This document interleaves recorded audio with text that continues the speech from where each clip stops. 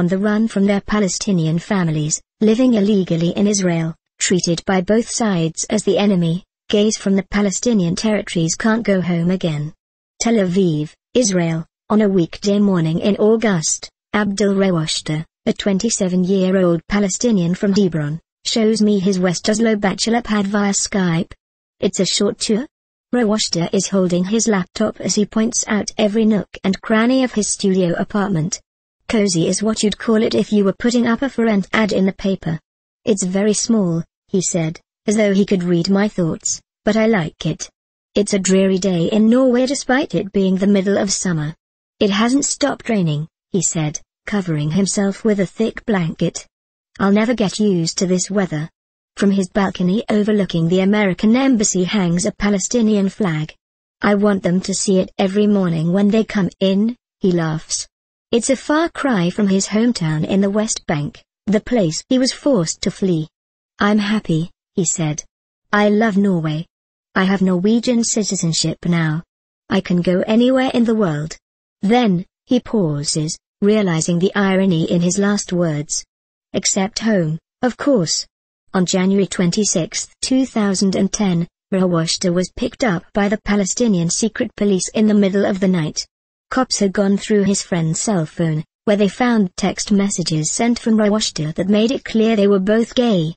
Next thing he knew, he was in an interrogation room being accused of collaborating with Israel. I'd never even been to Israel before.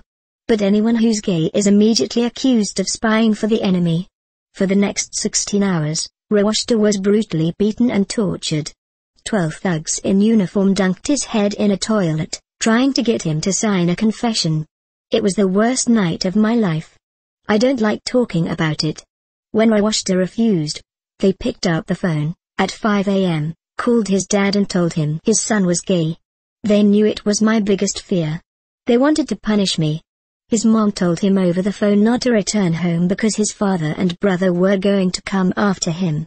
I had dishonored the family. With the help of some friends, Rawashta escaped to Jordan, then Israel. He was in awe of Tel Aviv, a gay-friendly city with pride parades rivaling those in Berlin and Amsterdam.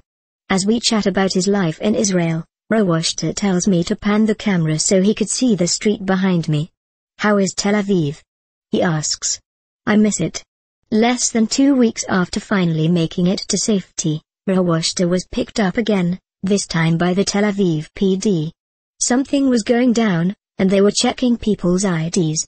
Rawashta, an undocumented Palestinian in Israel illegally, was taken into custody. Fearing deportation, he appealed to the officer's sense of compassion. I cried. I told him if they send me back, my life would be in danger.